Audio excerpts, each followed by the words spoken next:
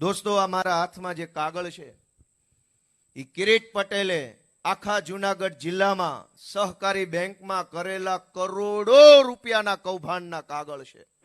નમસ્કાર દર્શક મિત્રો, વિડીયોમાં આપનું હાર્દિક સ્વાગત છે. તો દર્શક મિત્રો, અત્યારે હાલમાં વિસાવદરમાં ચૂંટણીનો માહોલ જામી રહ્યો છે અને ગોપાલભાઈ ઇટાલિયા અને કિરીટભાઈ પટેલ આમને સામને તમને જોવા મળી રહ્યો છે.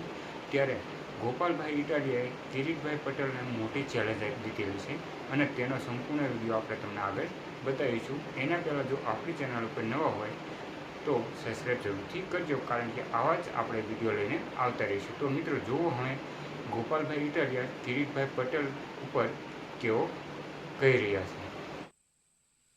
એક એક તાલુકાની કઈ કઈ સહકારી મંડળીમાં કેટલા કરોડના કૌભાંડ કર્યા એની ફાઇલ લઈને ફરું છું. દોસ્તો, હું વકીલ છું. હું દાવા સાથે આ સરસઈના ચોકમાં ઉભો રહીને કહું છું તો કિરીટ પટેલ કૌભાંડી ન હોય તો ગોપાલ ઇટાલિયા સાથે જાહેર મંચ ઉપર ડિબેટ કરવા આવી જાય. જો ડિબેટમાં હું હારી જઈશ તો આ ચૂંટણીમાંથી હું નીકળી જઈશ. મારે કોઈ મત નથી જોતા.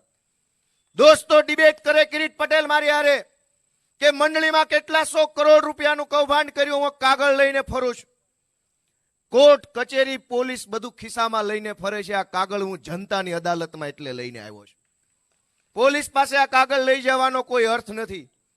ભેસાણ પોલીસ સ્ટેશનના અને એસઓજીના કેટલાક અમુક કિરીટ પટેલના વાલા થવા માટે ભાજપનું કામ કરે છે. હું બધુંય જાણું છું. હું કાંઈ 8 પાસ ડફોળ નથી. હું ભણેલો માણસ છું. હું સમય આવે જોઈ લઈશ.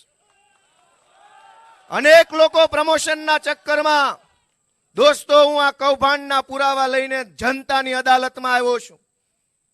ન્યાય નિર્ણય તમે કરજો કે ખેડૂતોના લોહી પરસેવાના પૈસા લઈને ચૂંટણી લડવા કિરીટ પટેલ નીકળ્યા છે.